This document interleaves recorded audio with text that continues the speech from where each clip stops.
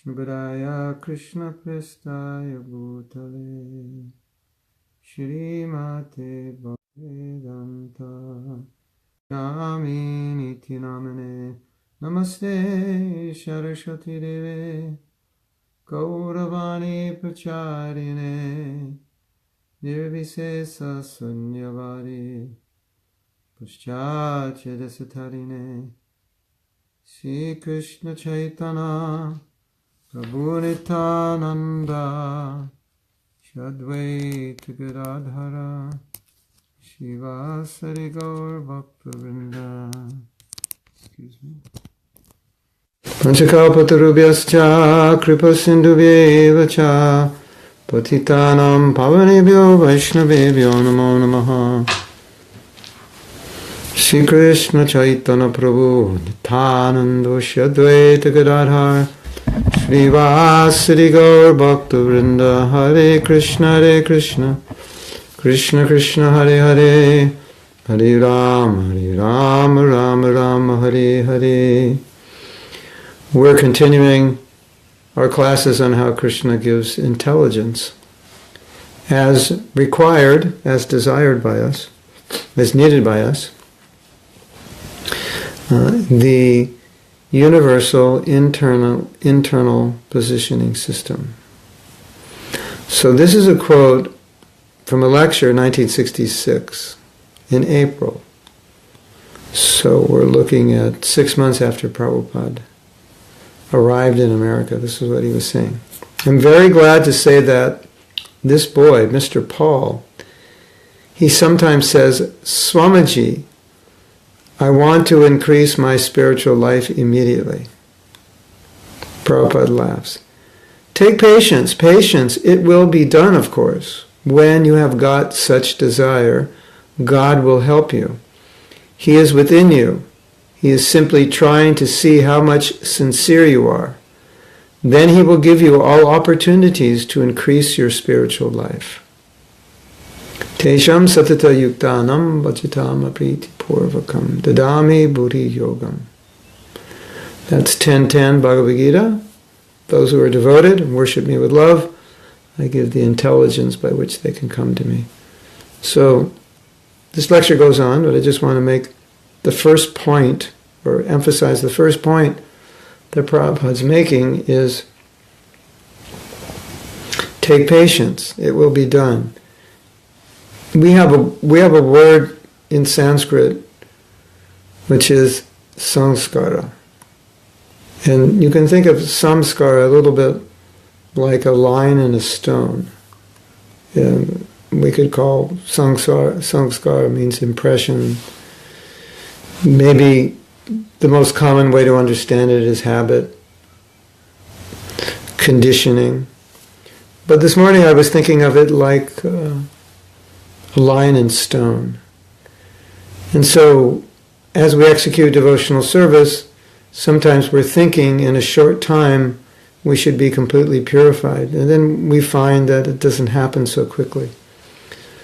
Because that line in the stone has been carved over many lifetimes of the same consciousness. And so when we try to become Krishna conscious, especially in the beginning, you could say we're sanding away that line, but it takes time. And sometimes you think you have fully sanded the line away, but actually it's still there. And so it takes time. So therefore Prabhupada said take patience. That line is very deep. We've done something for a long time, and it's made a deep impression, samskar. Of course, the holy name and the process of bhakti is more powerful than our samskars. That's for sure. But still, it takes time. So, if you see that it's taking time, don't be discouraged. It's going to take time. And just know that it's going to take time. But know that the most important thing is that although it takes time, you don't ever deviate, no matter how difficult it is, no matter how slow it is. You just keep going, because the trap is when you see it going slow, or you see that still your old habits and old conditioning seems to still have some kind of grip on you, you can become discouraged and think, well, what's the use? It doesn't seem like I'm progressing, but don't give up. You are progressing, it just takes time. So we're going to read on. So if we become sincerely to be servant of God, just like Arjuna became, and if we want to serve his purpose and mission, the Lord is within you. Ishvara sarva bhutanam hrideshte Arjuna tishtati. That's 1861, and that means Ishvara Krishna sarva bhutanam. Within everyone, or sarva bhutanam means all living entities, and hriday is the heart. The region of the heart, hrideshe, and tishtati means situated. So desha means, sometimes we say desha is a country, so hridesha means the country of the heart. Ishvara, the Supreme Lord, the Supreme Controller, sarva bhutanam, in the region of the heart of all living entities, tishtati is situated. That's good news, isn't it? And what is he doing in the heart? What's his business? He is simply waiting when you are turning your face towards him. Waiting. Life after life, Krishna's waiting. Waiting for what? Waiting for us to turn our face towards him. Life after life. Isn't that interesting? Right now, Krishna's waiting for you and me to turn our face towards him. That's what and he's been waiting for that for lifetimes. Don't make him wait any longer. You are now turned your face towards Maya, the illusion. As soon as you turn your face towards him, he will help you in every respect, every respect. He is so kind. He is so merciful, just like Father. However rebellious the son he may be, as soon as he comes to his father, Father, forgive me. I shall now obey you. Then the father at once, and he accepts him. He was always ready to forgive. Father is so kind to the son that he wants that if my son comes back, I shall forgive all his misgivings. If he comes back just like a good boy, then I will forgive him. That's natural. That is a natural instinct. You see, similarly, whatever we have done, never mind, if we take the step that from now we have got the opportunity of human life. Now this life, I have enjoyed material life in various lives as cats and dogs and in so many lives. The ahara nidra bhaya maitunam cha. That means ahara is eating, nidra is sleeping, bhaya is fearing, and maitunam is, sexual desire. The same pleasure, eating, sleeping, and sexual intercourse. And Prabhupada's saying, as cats and dogs, so many lives we've enjoyed these things. So this is not the business of human life. The human life is just to understand my relationship with the Supreme and engage myself in that engagement. You see, that should be the mission of life. And as soon as we do it, all facilities are open.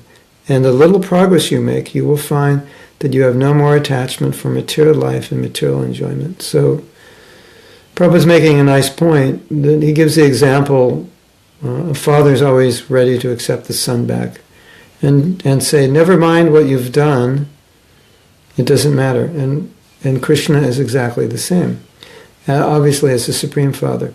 So what is the point being made? The point is that the father always wants the son back, or always wants the daughter back. So if the son or daughter comes back, the father doesn't say, well, I'm not sure I will take you back because you've done this, you've done that, you've done this, you've done that. It doesn't think like that. The father is always waiting for the son who has left him to come back. So when the son comes back, the father is very happy. That's the point. So, like some of us may think, Krishna would not take me back because I've done so many horrible things. And that's not how Krishna thinks. That's more how we think. It's how we think that Krishna thinks. So we should be careful to not think how Krishna thinks, but we should be careful to, we should be careful not to think that we know how Krishna thinks, or assume or project how Krishna thinks, but we should think how Krishna thinks. We should understand how he thinks. Not how we think he thinks, but how he actually thinks. So here, Prabhupada is explaining exactly how Krishna thinks. And we just have to acknowledge, although this, maybe it doesn't make sense to us, or maybe on an emotional level we feel dirty and unqualified to be engaged in Krishna service. But here Prabhupada is saying that if a son leaves the father and the son comes back, the father doesn't say, well, before I take you back, let me see what you've done, because if you've done something really bad, then I'm not going to accept you. The reason he doesn't say that is because he loves the son and he wants the son back. And if the son is willing to come back, that's all that matters for the father. And we've been discussing this at length. Tara says, if I offend his devotees, yeah, if you apologize, if you ask forgiveness for that offense, and sometimes if the offense is made, but it's not intentional, it's not planned, you made it due to weakness, and you realize you made it, and you feel bad about it, yeah, Krishna will forgive that. But if you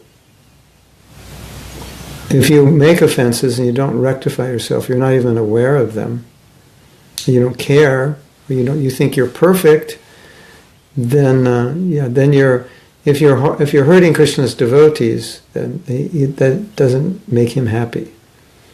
So if you do hurt Krishna's devotees and you regret it and you apologize, then that's fine. And see, what's being discussed here is the awareness of the fault, the apology for having committed a mistake or committed a sin, and the sincerity and willingness to rectify oneself. Krishna, I made a mistake, please forgive me. I want to rectify myself, please accept me. That's the mentality. So Krishna will always accept that. That's the point Prabhupada's making. That what you were in the past, or even the mistakes you make now, if you regret those mistakes, if you ask for forgiveness, then Krishna accepts that. He, in other words, he wants you in the relationship. And I think the problem is that some of us think Krishna doesn't want us in the relationship. And then we look for reasons that he wouldn't want us in the relationship. Reasons that are not substantiated by anything that Krishna has ever said about a relationship with us, or not substantiated by the way Krishna feels about us. Krishna wants the relationship. Yes? He wants the relationship. So if you're willing partner in the relationship, then he accepts you. And so your past sins are not disqualification. And the only disqualification is that you don't want the relationship. So this example, I think this example Prabhupada gives us perfectly illustrates this point. So Prabhupada's talking about a son who's left home. And so he's left home and he's turned his back on his parents, and he's not doing what his parents want. So he's disobeying his parents, and he has no relationship with his parents. But at some point he wants to come back.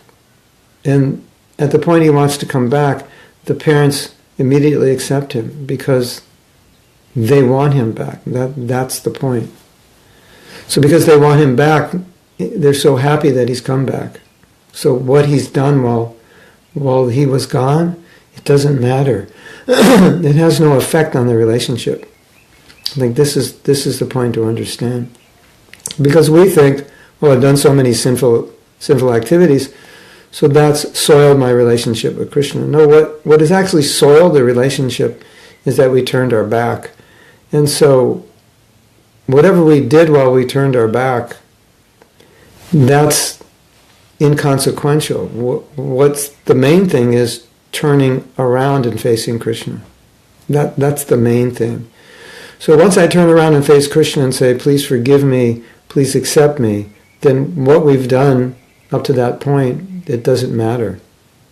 Right? And even let's say you are very pious, you left Krishna, but you're a very pious person, you perform pious activities, you help people, you helped your community, and you don't turn your face back to Krishna. It's not that Krishna is pleased with you just because you do pious activities. It's not that he's pleased with you that you follow the Vedas but you don't want a relationship with him. And if you have done so many sinful activities, but at some point you regret that, you turn around, you face Krishna and say, Krishna, I'm a sinful person, I've done many horrible things. Please forgive me. I want a relationship with you. Will you accept me? Krishna is so happy to hear that. That's all he wants to hear. So what we've done in the past really has little, if nothing, to do with our relationship, because past piety is not going to establish a relationship with Krishna, and past sin is not going to destroy it, as long as you are willing to turn around and face Krishna and say, please accept me. So that's the example Prabhupada's giving here, and it's such a good example. That's the nature of parents. The parents want their children back. And so, the children, the son may come home and say, I'm really sorry, I just want to come back and be your son. The parents will say, never mind what you did. We're so happy that you're back. So Krishna's happy that you're back. And if he's happy that you're back, you should be happy that he's happy that you're back. It's actually a principle of bhakti to be happy. You know that? Because it means you're properly situated in Krishna consciousness. Like the story of Vamanadev, he was satisfied. 3 steps of land. So Prabhupada said that's a principle. To be happy with whatever you get. So our happiness is that Krishna accepts us. Not that we have nice things or nice sense gratification, but our happiness is that Krishna accepts us. And sometimes we slip, sometimes we make mistakes, sometimes we do stupid things, sometimes we become weak and think of things we shouldn't think of or do things we shouldn't do. But as long as we sincerely want to be Krishna conscious, then Krishna accepts us. And we don't offend Vaishnavas, we don't offend Krishna or Vaishnavas, then Krishna accepts us because we want to be accepted. And so we could imagine if we wanted to be accepted and Krishna said no, how difficult that would be. Right? Krishna, please accept me. No, I don't accept you. You were a meat-eater. I don't like meat-eaters. Go to hell forever. I don't want to talk to you. No, it's not like that. As soon as you say, Krishna, please accept me, I will give up my sinful activities, then Krishna says, yes, I accept you. That's Krishna's nature. So I think it's very important to understand Krishna's nature and not project our nature on Krishna and think, no, Krishna wouldn't like me. That's our own.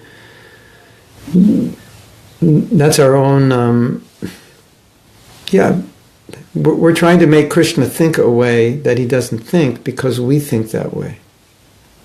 We think, well, I'm so bad, why would God accept me? Or why would God want a relationship with me?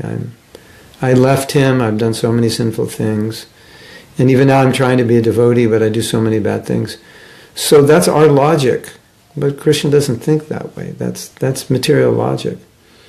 Krishna's thinking from his heart that I love you, I want a relationship with you. So he's extended himself to such a degree that any sinful person can engage in his service and he'll accept it.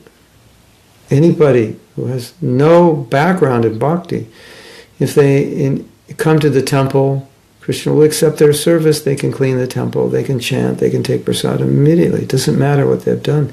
And if they want to be a devotee, Krishna will never say, no, you can't be a devotee, I don't like you. You've done so many bad things.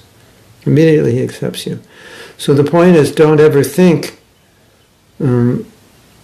try to think, well, why would Krishna accept me, or I don't think he would, or this or that, because that's not the way he thinks, that's the way we think. So we have to think the way Krishna thinks, right? Not the way we think.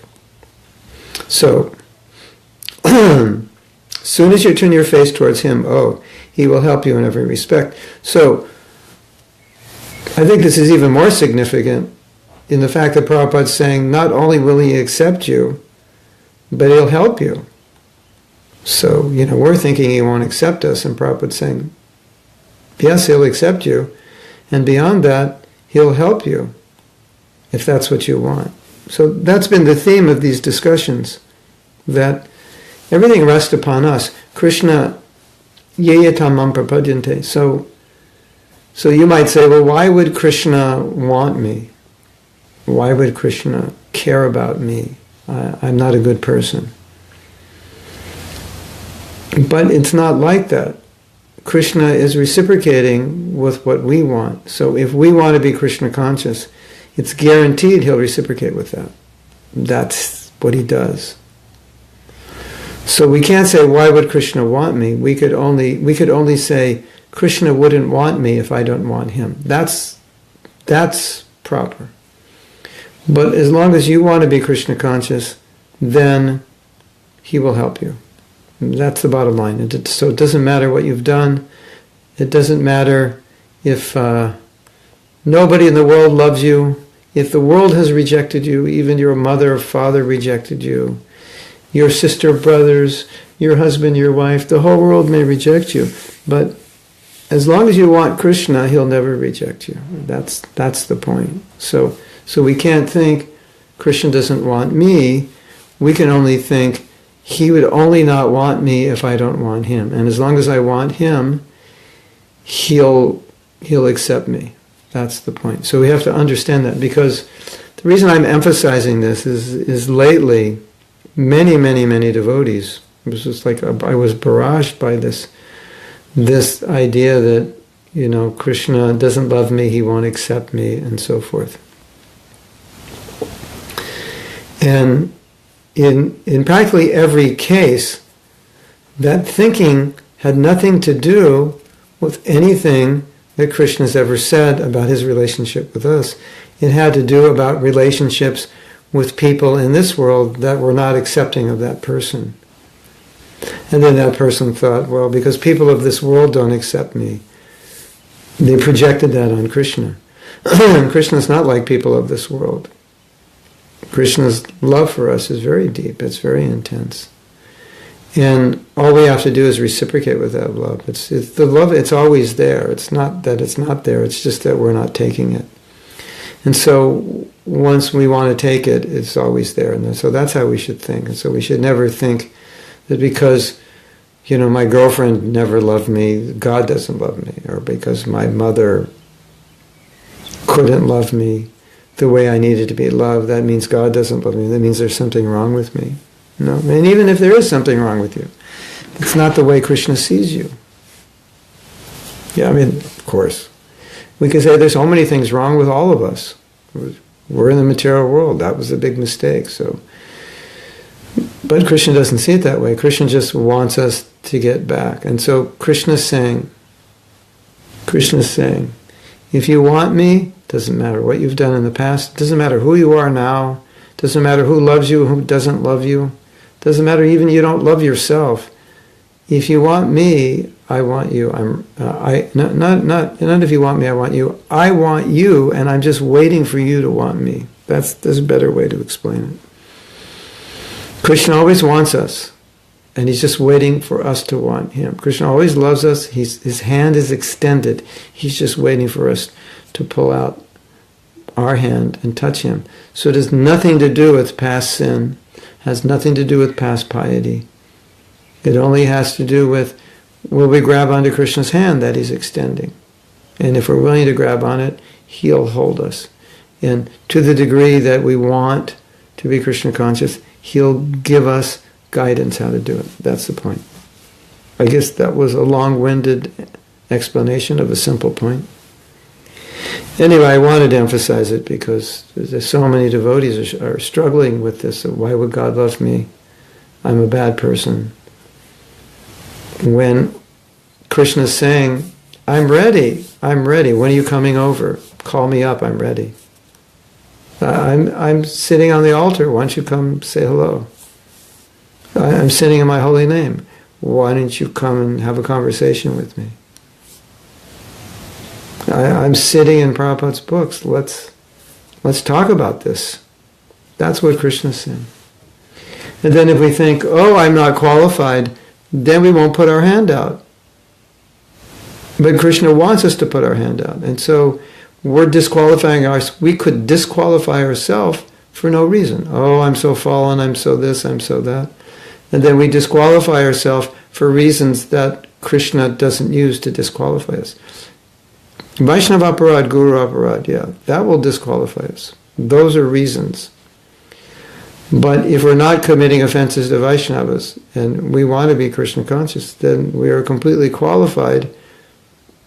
That's the only qualification. We don't need any other qualifications. So all what we think are disqualifications, they're not disqualifications. At least not in Krishna's vision. The only disqualification is my own unwillingness. That's it. There is no other disqualification. So we have to understand that. The only disqualification to be Krishna conscious is my own unwillingness to be Krishna conscious. There's no other disqualification. And as soon as I step to Krishna, Krishna says, yes, let me help you. And Krishna's always ready. So don't ever think Krishna doesn't like you, or Krishna likes the devotee next to you, but he doesn't like you, and Krishna's giving mercy to the devotee next to you, but he's not giving it to you. Don't ever think that way. It's all us and how we approach him. It's completely us. It's not him. He's just reciprocating. And so if we have a crazy idea that Krishna doesn't like me, and why should I try, and what's the use? That's going to be our reality. That's the way we're going to experience Krishna consciousness. But if we accept the reality that Krishna's hand is extended, I just have to extend my hand, then everything will go on nicely. We'll feel happy. We'll feel Krishna's affection. We'll feel Krishna's kindness. We'll feel it coming through Prabhupada. We'll feel it coming through our spiritual master. We'll feel it coming through the other Vaishnavas. We'll see Krishna's love and kindness surrounding us in so many ways. So shouldn't we see Krishna's love and kindness rather than seeing so-called that Krishna doesn't love me? Okay, so I have some comments. Krishna Karshani, I was wondering, to make us love Krishna could give us a proposal to spend one day with him. Yeah, well, that would be chanting 192 rounds. That would be most of the day. Yeah, I believe we would sure fall in love with him, want to stay with him. No, the problem is we are spending. When we read Bhagavatam, that's Krishna. When we see the deity, it's Krishna. When we chant his holy name, that's Krishna. So we already are spending time. It's just that we don't realize it. We think there's some other Krishna. No, this holy name, yeah, it's Krishna, but it's really not. The deity, yeah, it's Krishna, but it's really not. The Bhagavatam, it's Krishna. I know that. It says it right in the Bhagavatam. But really it's not Krishna. I mean, the Krishna that I read about in the Bhagavatam that has all these leelas, I mean, that's the Krishna I'm talking about. And if you see that Krishna, if you can't see that Krishna in the Bhagavatam, on the pages of the Bhagavatam, and if that Krishna shows up in front of you, you won't even recognize him. So, Krishna Karshani, what you say, in theory, sounds true, but in practice it's not, because if we don't have the eyes to see Krishna, even we were with Krishna, nothing would happen. I mean, the demons, they saw Krishna, they didn't fall in love with him. They had a good fight with him, touching his body, that didn't work. So you actually have to become qualified before you can associate, or at least qualified, yeah, that's there, and qualified to realize you're associating with him, because we already are. So we could flip your statement around. Well, Krishna gave us a proposal to spend a day. Yeah, he is. It's called the holy name. You could spend the whole day. But the thing you have to understand also is that it could happen that at any moment Krishna could give us love and he could reveal himself, or we could hear a sound in the sky, Krishna speaking to us. He could do all of that. But love is a stage of bhakti, which is achieved after anartha nivritti, after nishtha, after ruchi, after asakti, after bhava. So generally, you won't get love unless you go through all those processes, and you gradually purify yourself. And generally, if a devotee got love very quickly, they wouldn't know how to handle it, because it'd be like going from poverty to being a billionaire. It would really be strange, how to handle that. You wouldn't know how to do it. But if you're already a multimillionaire, you go to billionaire, you can probably handle it. But from poverty to billionaire, and without working, I don't know. It doesn't sound good. So that's the idea. So I would say to rephrase your question, just realize that you already are associating with Krishna, and then you will fall in love with Krishna if you associate with him in the deity, in the holy name, in prasadam, in Bhagavatam, in Sangha. And gradually the love will awaken. That's the whole point. Now, Sonal has a nice point. My concern is Krishna loves me, but I don't love him back. I'm not reciprocating. Maybe I'm impatient, but he's not. He's not what? He's not... Oh, he's not impatient. In a sense, it's good to be impatient as long as you're patient. And just like sometimes we have to see a problem in order to solve it. So we have to be aware of the problem. So yes, I'm impatient, but I need to be patient. But the impatience can be good, that I want to be Krishna conscious. So the impatience makes me try harder. But the patience is a reality check that it's going to take a while. So if I see that I'm not Krishna conscious and I'm becoming impatient, it's not bad as long as that impatience is an inspiration to reciprocate. Like you're saying, I don't reciprocate, I don't love him back. And so if you feel bad about that, and I want, but I'm impatient with myself. I want it to happen now. That's okay. Use that impatience to make you work harder to be Krishna conscious.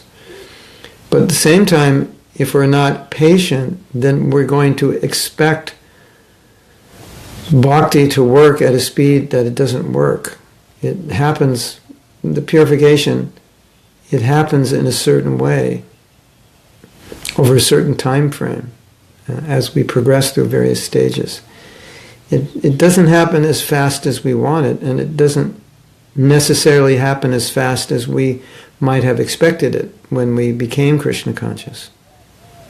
Every day I'm chanting, every day I'm rising, every day, and still I find that stone still has, this line is still carved in the stone. I still see it, I still feel it.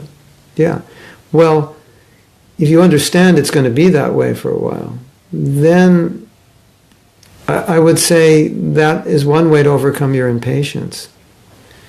is to, let's say there's a line in a stone, and I'm sanding the stone, and I have another stone that I'm rubbing over the line because I want to sand the line out, right?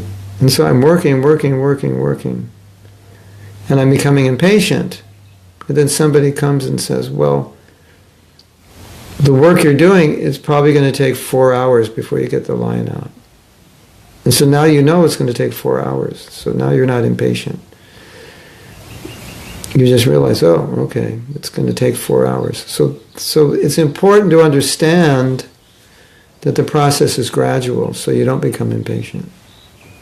It's important that we expect, we're hoping to be Krishna conscious very quickly. So we're hankering for that. But we also have to know how long the process takes. And so we don't become impatient. So then you just realize that whatever you're struggling with or you see in your heart, you're not reciprocating with Krishna. Yeah, that's our condition. Right? It's our condition. And it's just a reality. And if you accept the reality, you won't be so impatient. And at the same time, be impatient to become pure, but accept it'll take time. Krishna Krsna says, it is said that when we will come back to Krishna, we will never come to the material world again. It looks that we made a mistake. Coming to the material world, we made a mistake once. What guarantees we have that? Oops.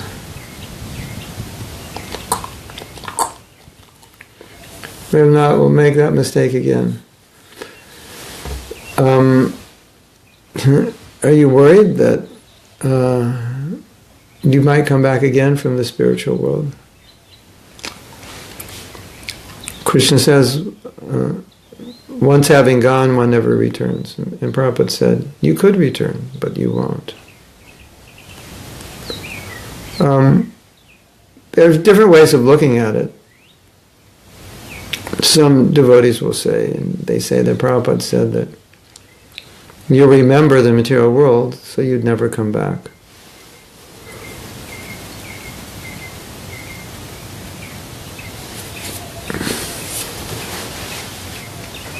There is something about coming to the material world and having this experience that's indelibly printed in our consciousness, so that we would never leave Krishna Lila.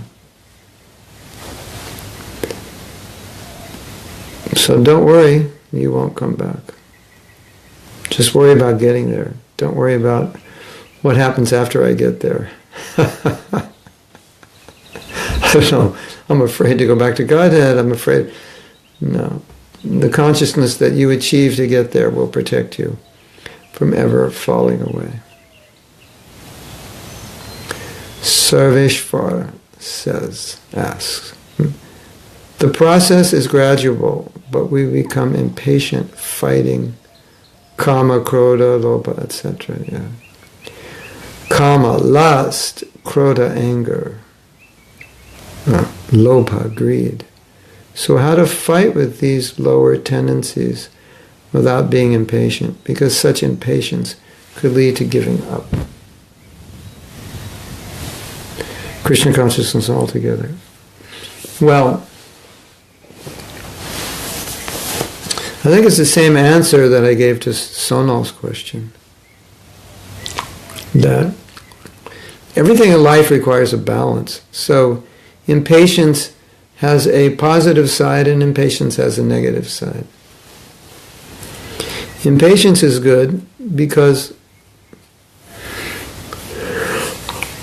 here's the answer. Sorry, I'm not sleeping well.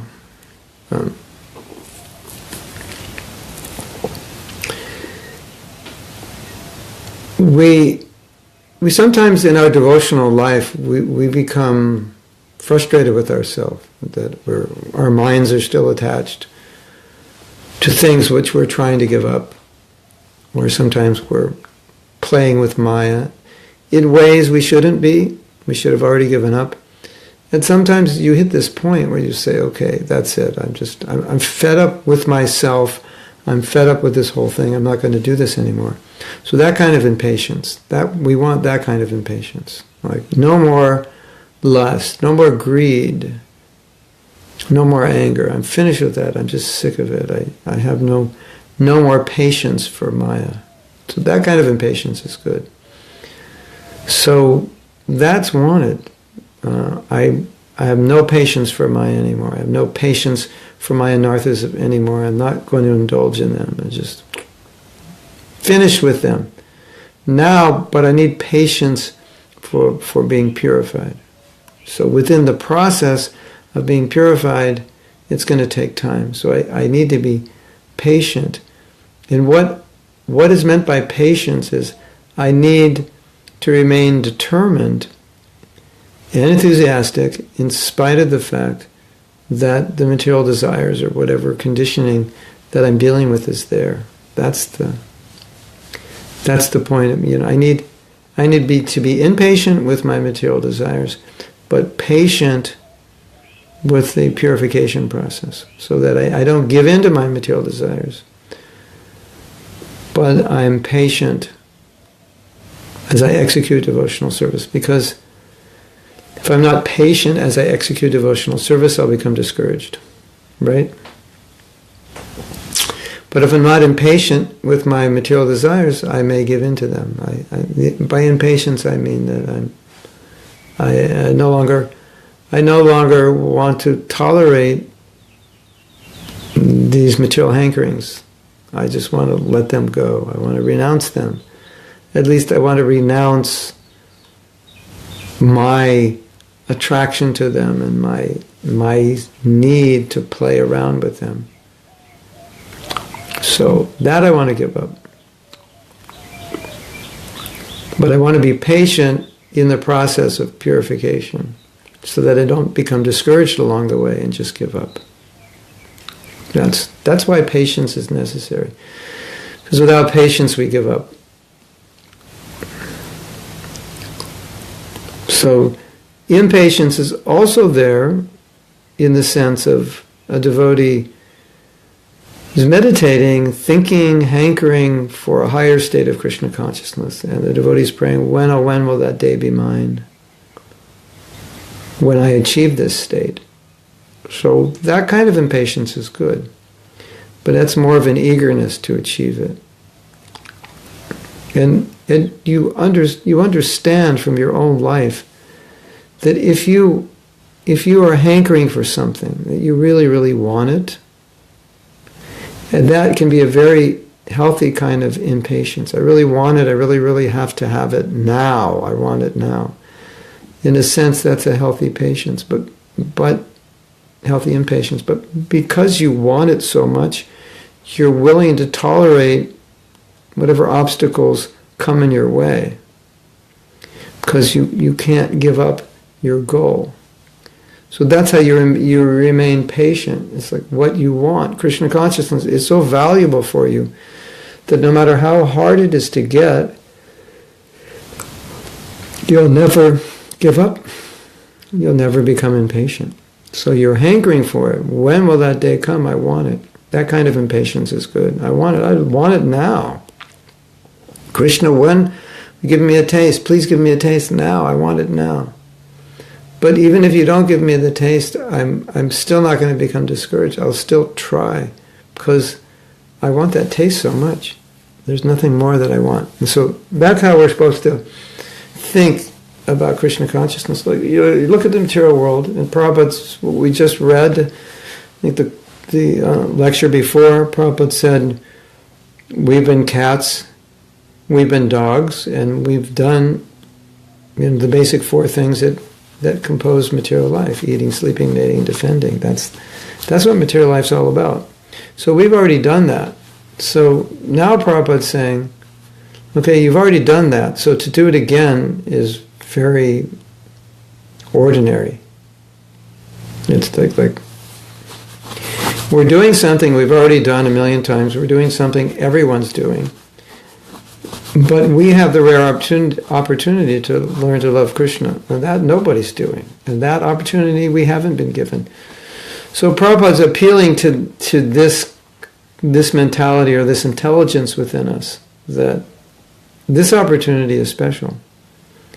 So just tolerate whatever you have to tolerate, and cherish this goal of being Krishna conscious to such an extent that nothing will ever discourage you, even if there's a reason to be discouraged. It's still, you won't let it discourage you. So yes, I see that I'm conditioned, I see that I'm not pure, but I want to be pure. And there's nothing more that I want. And therefore, no matter how hard it is, I won't give up. No matter how many times I fall, I'll stand back up again, because this is so valuable, this is so special. And if I don't attempt to achieve this, then what really is the value of my life? My daughter was showing me a film she had to see for her class. She's taking a class on family. It's something about families, and so the film is about aging. People are living older now. So when people when they get like over 85, 90, often they can't take care of themselves. For some it's younger. And that's where life takes you. You live a good life of sense gratification, and then you're older and your body starts breaking down, and then it's over. So you look at these older people and you think, well, now they're living, but there's no really reason for them to live. They're just basically suffering. A lot of people have to take care of them. But it becomes, the question of euthanasia comes. It's like, why are they living? What's the value? What's the point? They're hardly able to walk. They're hardly able to function. And for many of them, they don't even want to live. But you could ask that same question when they were 25. What are they doing with their life that's of any value? And so we have to ask that question of ourselves. And the obvious answer is Krishna consciousness is the thing which is only of any value. So if that's the case, then we can be very patient. We can be very patient. That story, Lord Chaitanya, he was exhibiting himself at a certain point in his Leela. He exhibited that he was Krishna. It's called the Mahaprakash. Prakash means manifestation. So he manifested himself as Krishna. And then he offered devotees blessings. And how, they would come in front of him and he would bless them in various ways, or they would ask for blessings. Now there was one devotee, I believe his name was Mukunda, and his tendency was that when he was with the devotees, he was a devotee, but he would associate with Mayavadis. So Lord Chaitanya didn't want to give him mercy, and they said, "Oh, please give Mukunda mercy." And he said, "No, he associates with Mayavadis. He's duplicitous, he's two-faced." And then he said, "I will not give him my mercy for 1,000,000 lives." And then when Mukunda was told, in 1,000,000 lives you'll get Mahaprabhu's mercy, he started dancing in ecstasy. I said, "Why are you dancing in ecstasy?" He said, "Because that means at least I'll get the mercy sooner or later." So this story can be a guiding light for us in this topic of impatience. He's thinking, well, it's only 1,000,000 years. It's not that bad. I've been in the material world longer than that. If after 1,000,000 lifetimes I get Krishna's mercy, that's worth it. I'm happy. I'm ecstatic. So that's the point. So I may not be very Krishna conscious now, but if I follow the process, someday I'll get it. And that is what is valuable. And I've had millions of lifetimes without it. Eating, sleeping, mating, and defending. Anybody can do that. Everybody's doing it. And now I have the opportunity to get love of Krishna. What is more valuable than that? And so if it comes slow, it becomes slow. But it's still, I'm on the path, I'm going to get it. That's how we have to think. So we're patient. It's anything that's great takes long, isn't it? You know, great works of art don't happen in a day. Yeah. So that Krishna consciousness is so sweet, it's so relishable, it's so valuable, that I'm willing to struggle my whole life or for many lives to get it. And however long it takes, that's how long it takes. But my focus is not on how much Krishna consciousness I don't have. My focus is not on how long it takes. Not how long it takes. My focus is on that I'm going to get it someday. That Krishna is beautiful and wonderful and attractive, and I can love him. That's where my focus is. And because that's my focus, then I can patiently wait. And if you compare this just to material things, that if something's very valuable and you know you can get it, and you just have to keep working on it, you patiently wait. You want to become a doctor. That's like 4 years undergraduate. Then like 6 years or so graduate, maybe 6 to 8, depending if you do research. And then internship, how long is that? Years of internship. It takes a while. But if it's what you want to do, then you don't mind. You'll go through all the stages necessary. Because you really want that. So it's the same, we have to, we always have to remind ourselves how valuable Krishna consciousness is, how rare it is, how relishable it is, how sweet it is, how special it is,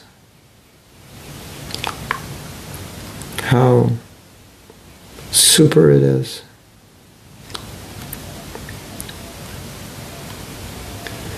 And how fortunate we are that we can be on the path. One time the reporter asked Prabhupada, or some man asked Prabhupada, he said, well, what if Krishna isn't God? Prabhupada said, we don't care. He said, this path is blissful. This life is blissful. Even he's not God. We're happy. So we take it like that. Okay, reaching the goal, maybe I'll get it in this life, maybe in the next life, I don't know how long it's going to take. I'm fallen in so many ways. But this process is so blissful, so special. I can't imagine doing anything else. I can't imagine living any other way. So even though we're far from the goal, we still can relish the process to achieve the goal. Okay, so now you might be impatient and you're not reciprocating with Krishna. But the process is, however we fail on the path's still beautiful, isn't it? And the path's more beautiful than any other path. So, it's like, let's say you go to a beautiful island with white beaches and blue-green waters and soft breezes and coconut trees and you're coming from a winter in Europe where it's below freezing, right? And this beautiful tropical paradise is normally, it's like 25, 30 degrees. But now you get there on this day and it's like 12 degrees, which is unseasonably cool. But compared to where you're coming from the snow. So even though it's cold there on that island, it's still beautiful. It's still much better than where you came from. Okay, so maybe you can't go swimming today. But in a few days it'll warm up. So you walk on the beach. You have this beautiful beach, beautiful ocean, beautiful sand, beautiful palm trees. So it's not the normal temperature, but it's still beautiful. So you may not have love of Krishna, but the path is still beautiful. It's still better than the snow in Eastern Europe in the winter, isn't it? Maybe not perfect. So that's the way we have to see that Krishna consciousness. It's better than anything I can do. Even people who are materially successful, who have everything that you may think you want, you should always know that because they don't have Krishna, you are much happier than they are. You are much better off than they are. You know, sometimes we might think a materialistic person is better off because they have this or that, but they're not. They don't have Krishna, and you have Krishna. And because you have Krishna, you're the most fortunate person in the world. So, so we have to think this way, because this is what is the basis both for our patience and impatience. I'm impatient to get Krishna consciousness because it's so beautiful. When, oh when will that day be mine? That's the Parabhaktivinoda. So I'm feeling when, oh when, I want it. When's it going to come? When's that day going to come? At the same time, I relish the fact that I'm on the path, and I know I just have to be patient. It's going to come, and I'm just happy to be on the path. So just, you can see the point is, Sonal, you can relish Krishna consciousness just on any level you're on. Just be happy that you have the process, and the problem is you're looking at the result, and so when you look at the result, you think, I'm not happy with the result. So better just be happy with the process rather than the result. The result will come when it comes, but the process is beautiful, and the process is relishable. So just relish the process and be happy with that. And Krishna will purify you when he purifies you. You can only try your best. And, when you see those contaminations or resistance to love Krishna, of course, we're not happy about that, but work on it. Do your best. And while you're doing your best, relish the process. Clinton says,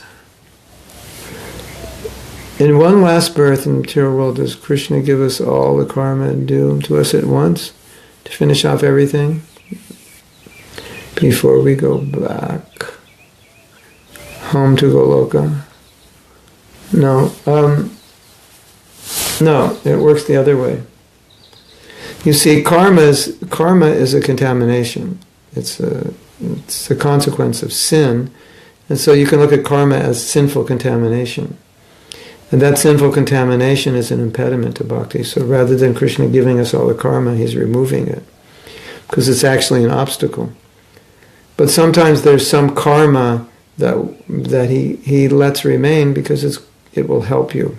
It will detach you. It will be some kind of an impetus, because our attachment, I don't know if you realize this, you probably do, but our attachment to sense gratification, our attachment to being happy is so ingrained within us, within our psyche, with the very core of our being, that if we could be happy, if we could experience happiness without Krishna, it's unlikely we could remain steady in Krishna consciousness. It really is. Now, you may disagree, but just think about it. Just think about it long and hard, that there's no problem at all in the material world, and you are extremely happy, and you've got bundles and oceans and oodles of sense gratification, and you're taking soma rasa, and you're like intoxicated and strong and beautiful, and everything is just amazing, and you don't have to work, and there's no problem. I mean, just imagine trying to be Krishna conscious in that situation. Yeah. I don't know if any of us would be devotees if we were in that situation. And sometimes we hear that the demigods, they want to take birth and get Lord Chaitanya's mercy and take birth on this planet. This planet, it's not that great. So it's fairly easy to be Krishna conscious. And and if you're having trouble becoming detached, just spend an hour reading the news. You'll become very detached. Things are horrible. They're horrible. Today is Earth Day. Earth Day began in 1970. So that's 57 years ago. And the Earth isn't really much better off than it was when Earth Day started. It's probably much, I don't have statistics. I mean, I'm sure in some ways it's better and in other ways it's worse. So what, if there's anything that you need to detach you, anything that would just help you realize that Krishna is what you want, that the material world is not what you want, that sense gratification is not what you want. If there's anything that would help you, Krishna will take whatever past karma you have and he'll give it back to you if that will help you realize that you're not the center of the universe and you can't enjoy here. Because as long as we can enjoy sense gratification, then we'll think we're the enjoyer, right? And when we can enjoy, when our girlfriend leaves us, when our parents die, when we get fired from our job, when we get in that car accident and break a bone, those times we remember we're not the enjoyer. But we easily forget. So sometimes Krishna will use our karma to remind us, oh yeah, you thought you could enjoy. No, I just want to remind you, you can't. So, but as a general principle, that karma is cleansed by the process of devotional service, because that karma is just, it's an obstacle. Sinful contamination in the heart, it has to be cleansed. But so Krishna will cleanse the contamination. But if there's any reaction on the material level, where there'd be some suffering which would cause some sobriety within our consciousness, then he may allow that suffering. And so sometimes devotees, they don't understand why their material life is not going so well. And in some cases, it may be because they need that, just to hanker more to be Krishna conscious. That maybe if everything material was going really well, they wouldn't be very Krishna conscious. Now, it's hard to know that if that's true or not. And I think a lot of devotees who are going through difficulties think that if those difficulties weren't there, I would be more Krishna conscious. And it may be true, but it may not be true. And at least we can think, if I'm going through some difficulty, maybe Krishna wants me to go through it because it'll purify me. Because otherwise, maybe I'll become attached or slack, or maybe even give up Krishna consciousness, maybe not care about Krishna consciousness. Because we all know that difficulties are times where we become more dependent on Krishna. We pray more. We try harder. We have less options. And material enjoyment, these are options to Krishna consciousness. And so the more options we have, the more danger it is. And especially when we like those options and we enjoy those options, then it makes us feel like, well, Krishna consciousness is okay, but material life's also okay. And so, let's rev it up a bit. And then when you try to rev it up, you may run into trouble. And that's Krishna saying, don't rev it up. It's not good for you. So that's how it works.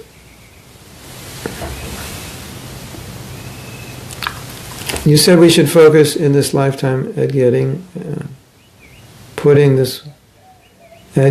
pudding of this world, because get pudding? I have to remember what I said now. Get pudding doesn't make sense. Getting out? You mean getting out of this world because there's nothing more valuable. Getting Krishna consciousness. Why sometimes we feel we want to come to Krishna even right now, but after some time, Prabhupada answers this question. But after some time, for materialistic enjoyment are coming back, and we are starting to make plans to fulfill those desires. Yeah. One purport in the Gita, Prabhupada said that you come to Krishna consciousness being impelled by some difficulty, some suffering, some trouble, some anxiety, something not perfect in your material life. And then when you become Krishna conscious, the suffering subsides, things get nice, and then you forget. That's one reason. It's like, well, things are better now that I've been a devotee than they were before I was a devotee. So I forgot. I lost the impetus. That's there.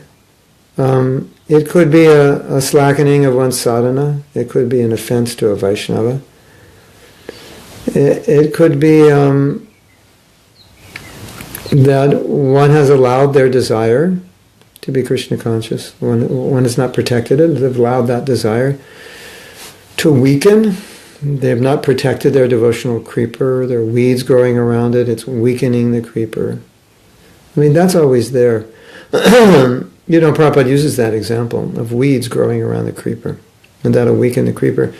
So, if one isn't careful, then weeds will grow. Or as Prabhupada said, at least weeds should be picked.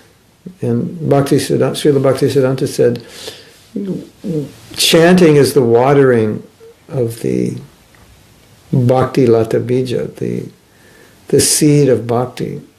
But whenever there's water, weeds grow. So he said improper chanting means that there's going to be weeds growing.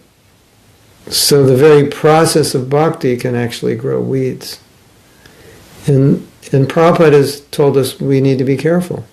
So if you have a garden, you have to weed it. Sometimes I like to say, and this is not to fault anybody, and I speak about myself. Sometimes I like to say, or I like to think, that the reason is it's very simple. We're not very smart. And Maya outsmarts us. Because just like we're talking, Krishna consciousness, it's so rare and so valuable, and especially rare in this Kali Yuga, because Mahaprabhu is giving Braj Prema, Gopi Prema, Prema Nam, this very high level of Krishna consciousness. And so if you look at that, and you look at the chances of getting that, and now here we are and we have it, to be slack in devotional service, to really look for satisfaction again in the material world. If you look at it from the point of view of how rare Krishna consciousness is and how special is the mercy of Mahaprabhu, it really is just pretty stupid, isn't it, when you think about it?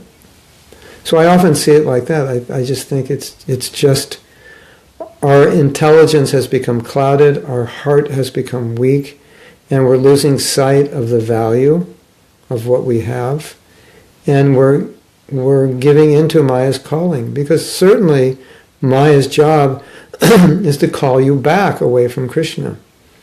And if you listen to it, then you'll go back to some degree.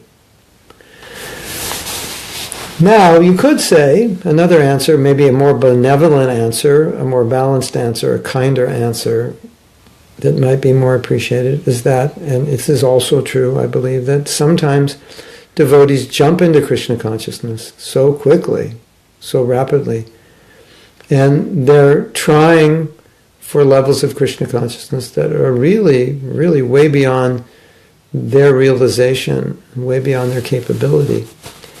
And so sometimes they come crashing down. And we have this idea of a pendulum. It swings left, it swings right.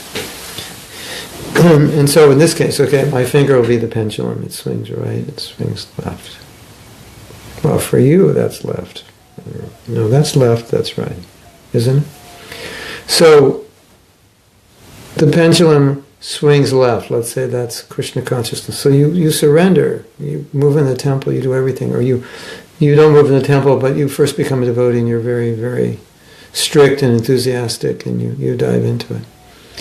But some years later, you can't maintain it and you realize that was a bit artificial for me. So you want to balance it. So balance is here, right? It's in the middle. But instead of balancing it in the middle, you balance it by, well, let's kind of make up for lost time, all the sense gratification that I gave up. I missed years of it. So let's go and get it. And then we can come back here. But sometimes you just stay there in trying to make up for this. So the pendulum should have swung into the middle, but it swung over to the side. So sometimes that happens. And that also, I would say, is not an intelligent way to balance it. So maybe you realize, okay, I was brahmachari, brahmacharini, fully surrendered, book distribution, 18 hours a day, slept 4 hours a day, ate once a day. And you realize, I can't maintain that. And so some people, they go, boo, they go completely to this side, and they leave Krishna consciousness. Some go to this side. But really, you want to go to this side. What's the balance? Okay, I can't live that lifestyle, and I left this lifestyle, so what's the balance? And so when we go here, maybe we've lost the balance. So that happens. It's a process of realizing where you're at. You know, what's right for you. Where's your, as we said in a lecture maybe a month or so ago, where's your 0 point? Where's the point from which you'll be most steady in your Krishna consciousness? So I have another question. What if, Clinton is asking, what if one is caught up in bad habits, even after becoming a devotee? How can one advise that devotee to give up their sinful ways without being offensive? You mean you're talking about another devotee?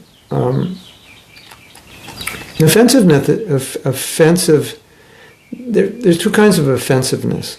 One offensiveness is that you are vengeful, and you're trying to bring people down, and you're trying to hurt people, and you're trying to make a point, but by making a point, you are blaspheming people or being extremely critical, and you have vengeance and hatred in your heart. That's one kind of an offense, which is devastating.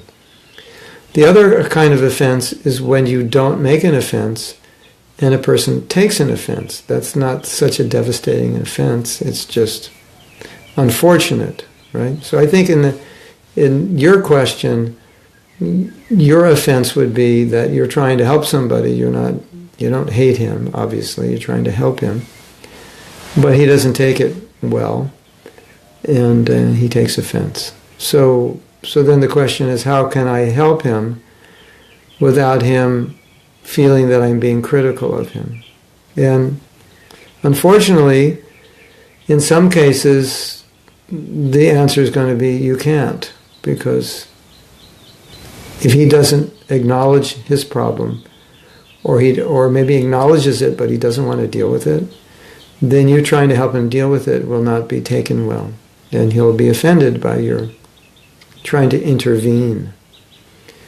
So you either have to find a way to inspire him to want to deal with the problem and to want to allow you to help him, or you won't be able to do anything. Or you have to wait for a time that you think he's now ready to look at it. So, we understand that if someone doesn't want to improve themselves, then nobody can help them. But that doesn't preclude the point that you could inspire them to want to help themselves. So yes, if they don't want to help themselves, you won't be able to help them. But can you inspire them to want to help themselves? That's the point. Does that make sense? Yeah. So that's, I think, where it stands. If you feel that they would not appreciate your help, then what could you do to inspire them to want to face their problems and deal with them? How to do that? That you have to think. Sometimes we do that by helping people understand the ramifications of what they're doing, where it's taking them, look at their life 10, 20 years in the future, look at their life 10, 20 years in the future, if they would change, how it would be different, getting them to talk about it. Prabhu, you want to talk about this problem? I'll listen if you want to talk. Yeah, getting them to talk is... How do we know that we are really doing progress in Krishna consciousness? After being a devotee for some time, I realized that I was more advanced before than now. I don't know if you were more advanced, but maybe in some ways you were more strict. So how do you know? There's a simple test that Prabhupada has given us by how detached we're becoming to Maya. In the form of wanting to be the controller, wanting to be the enjoyer, wanting to be the center. Are we controlling our eating? Are we controlling our sleeping? Our mating, our defending? Are we more attached to these things now? Yeah, that's not a good sign. I can't get myself out of bed early in the morning to chant. That's not a good sign. I can't give up my contemplation or my desire to enjoy sex. That's not a good sign. I can't give up my desire for eating extravagantly and overeating. Yeah, that's not a good sign. So I'm not attracted to reading Prabhupada's books. I don't read much.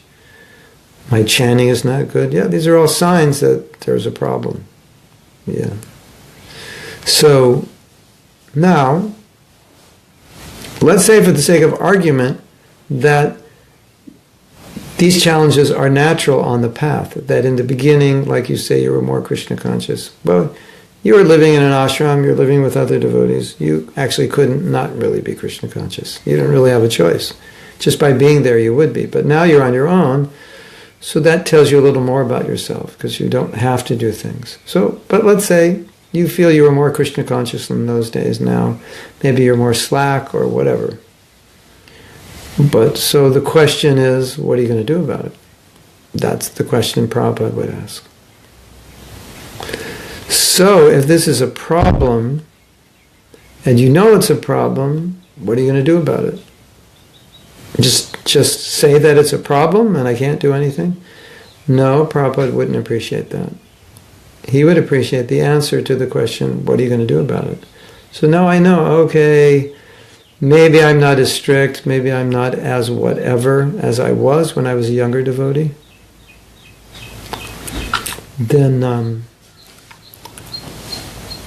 I have to start thinking, what am I going to do? This is, can I do something? Is it okay? Am I satisfied with it? Is this all I can do? Or can I do better? So Radhapriya has asked a question and I didn't see it. There it is. What happened if the regulations that are in Krishna consciousness make us feel frustrated? Hare Krishna.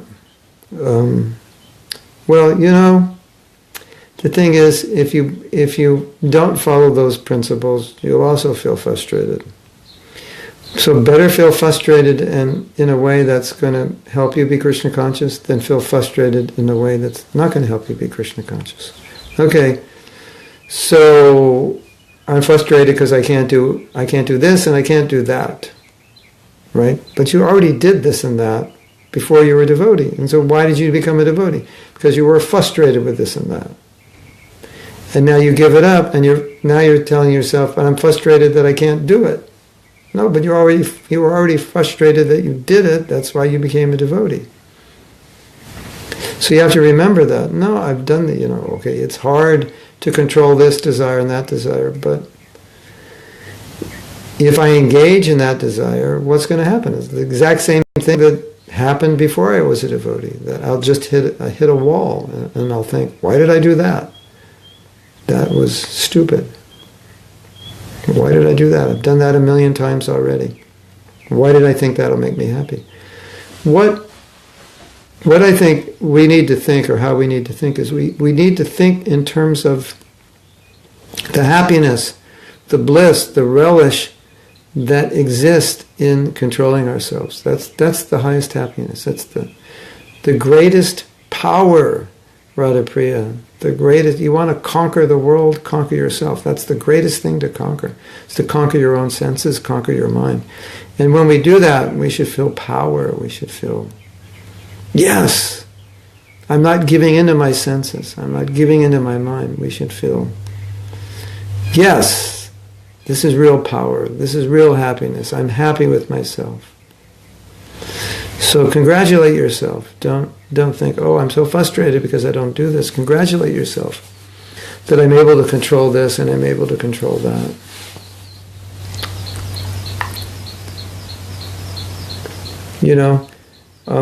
And if we engage in activities which aren't Krishna conscious, you know what happens afterwards? You get a little pleasure. How long does it last? 5 minutes, 10 minutes, 15 minutes, an hour, 2 hours in a movie. And then afterwards you think, why did I do that? That was a waste. And now you have to live with the guilt for the so-called pleasure you got. Now you have to live with the guilt. And you also have to live with the consequence that just drained my Krishna consciousness.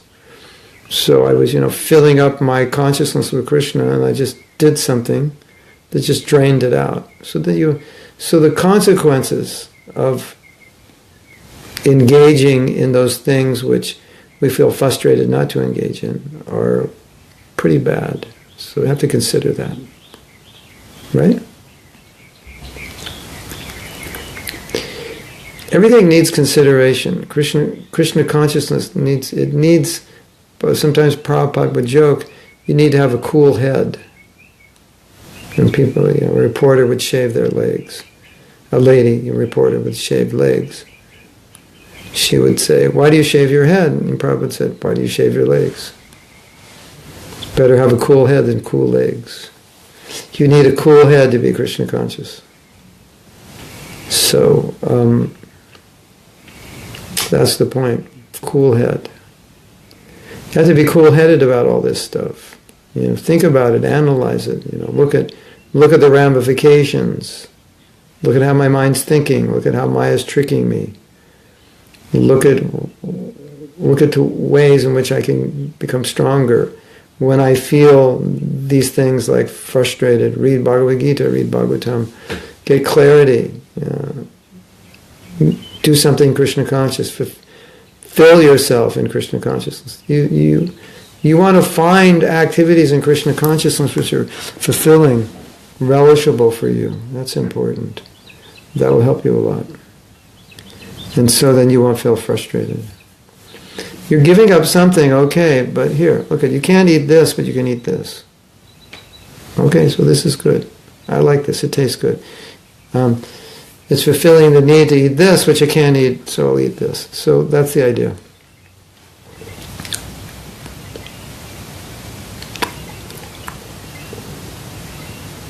Is that okay? Be smart.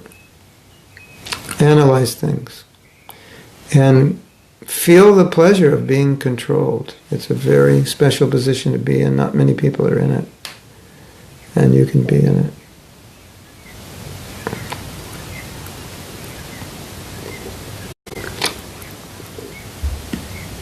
Okay.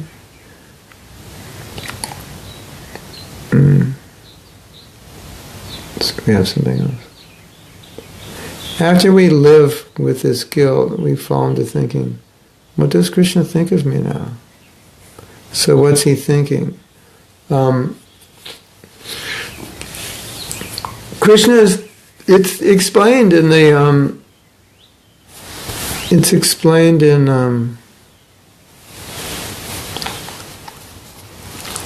explained in the 11th canto of Bhagavatam that Krishna knows exactly what we're thinking. And Krishna knows we're conditioned souls, and he knows we're struggling, and he knows it's hard, and he knows we have so many desires in our heart, and he knows that we don't want to give in to those desires. And Krishna is really, really happy with you that although you have these desires, you don't give in to them. And Krishna's happy that if you do give in to them, you feel guilty. You feel bad that you gave in to them, and you want to rectify that, and you want to try. Krishna's happy because Krishna's seeing, he's not judging you. Okay, Krishna's got a scorecard, all right, how many sinful activities have you performed? how many bad thoughts have you had? He's keeping his card and he's like going to call you up and go, I don't like you. You have too many bad thoughts. But what Krishna is seeing is how you're trying, your effort. Okay, you fell, you slipped. You feel bad about that. You want to rectify that. You want to come back to me. That's what he's saying. That's what Krishna appreciates. And that's explained in the 11th canto, that Krishna appreciates that his devotee is, although weak and giving in, he never quits. He won't quit. Saying our Sarveshwar is saying our trial can be like an elephant bath. Yes, that's true.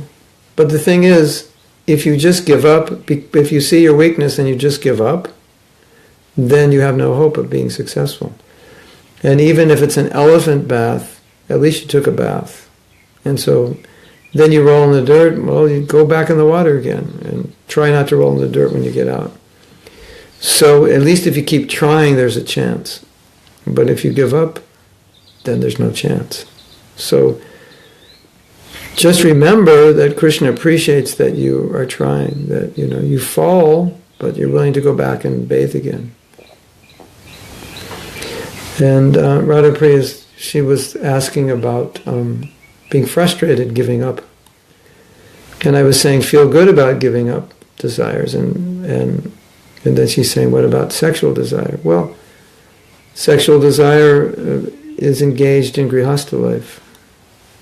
That's Prabhupada's standard answer. Like there's a context. There's a context for eating, that's prasadam. So what about eating? It's sensual desire. What's the context? Prasadam. What's the context of sexual desire? Grihastha life, having children, raising family. That's the context of it. Eating is very enjoyable, but to eat, you have to make money to buy food, or you have to grow your food, and you have to prepare your food, and then you eat your food, and then you have to clean everything up. So it's not so easy. It's not just like you just eat. It requires work. So sex, it's not that it's just so easy. The consequence is raising a family. And so Krishna wants us to be purified of our sexual desire by having sex within the context of a family and raising children. And modern society doesn't want to do that. They see sex as kind of like a sport, something you do to have fun with no responsibility. So Prabhupada's answer to your question was always, if you want to have sex, get married. Do it within the context of grihastha ashram. And then sex has its place and you'll get purified by it. But if we're just having sex, as Prabhupada said, like cats and dogs, we don't become purified by it. It just gets worse. It's not going to go away. You'll find, Prabhupada said this, and you'll find this, even older people, they still talk about sex and want to enjoy it and try to enjoy it and take some supplements to excite them. And we've been in the material world forever, and we're still trying to enjoy it. So engaging it is not the problem. We want to purify it. We want to transcend it eventually.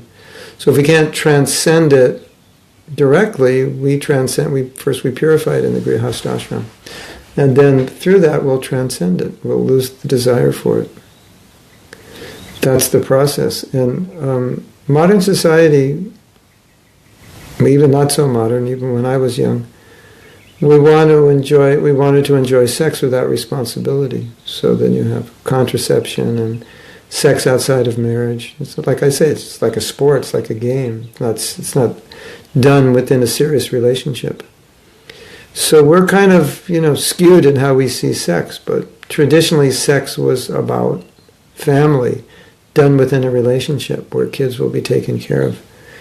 And often in, times before the industrial era, most people lived on farms, and having children was necessary because farming required a lot of people. And so it was an economic, and marrying was also an economic necessity. A man needed a woman to help him farm, needed children to help him farm. So it wasn't so much about romance, it was more about survival. So now it's all about romance. And, and romance means you don't need to be married. And modern media is portraying that. Those are, the songs and the movies, are not about marriage. They're about relationships between a man and woman that aren't married. And when they get married, it's kind of like fun's over, party's over. But in traditional societies, there was no party before marriage. There was this marriage. It's a practical necessity for living and fulfilling our need for the opposite sex. So it's like a totally different paradigm now. And so our society is sex crazed, and then we're all influenced by this. And so we have all these crazy ideas about sex because we're surrounded by a culture that doesn't understand the function of sex. And then if you look at sex philosophically, then it's the central point of entanglement in the material world. And so that's the thing we have to detach from somehow or other. So we have to control it. We can't just let it go rampant, because that's the binding force of the material world, and we can't detach ourselves from the material world without controlling that and detaching from that. So that's what our Shastras teach, that's what Prabhupada taught us. And the problem is the culture we grow up in, it has a whole different view of sex. It's a very romanticized view of it. And even if you look at more orthodox religious cultures, whether they be Jewish or Catholic or Christian or Islam or anything, you'll see in these orthodox traditional cultures, they have the same views on sex as we do. All these traditional cultures, they have the same views. It's the modern culture that has this much different view of sex, and that makes it hard for us because we were raised that way. So you want to, in order to be able to control yourself, you want to be able to understand the context in which we are now trying to live, in order that we can then thereby naturally control ourselves. Now Clinton asked the million-dollar question: why did Krishna give us such difficult tests to overcome, such as sense enjoyment, sex enjoyment being the most difficult to control? Well, think of it in a positive way. The positive way would be that here's an obstacle that's in the way of your relationship with Krishna. And that obstacle provides you, this was just on Facebook, I think, recently, a quote that I put up, that the obstacle provides you an opportunity to show your love for Krishna by giving up something that you're attached to. So, let's create a movie here, Clinton, and you're going to be the main star, right? So you have your high school sweetheart, right? And you have this amazing relationship. But you go on an excursion to climb Mount Everest because it's been your desire for your entire life, and you're with these people and you become very close, and there's a woman there, and you fall in love with this woman. It's like she's so special and this and that, and your heart is drawn to her. And now, if you really love your high school sweetheart, if she's really the one, you're going to show your love for her by telling this other woman, I can't marry you, I can't do this because my heart is for this other woman. And that is a test of your love. And by doing that, your love for your high school sweetheart will grow stronger. So in the same way, all the obstacles, sexual desires or whatever they are, they're like that woman you fell in love with on your trek to the Himalayas. And Krishna consciousness is like the high school sweetheart. That's Krishna. That's the one we're devoted to. And so when there's an obstacle, then it allows you to show your devotion by giving it up. And say, Krishna, I love you more than I love sex. I love you more than I love sleeping. I love you more than I love eating. I love you more than I love this or that. I will do this austerity because I love you more than I love a comfortable life. And so it gives you the opportunity. And it also shows Krishna how serious you are. So it's like if you're a boxer, then you train by boxing other people.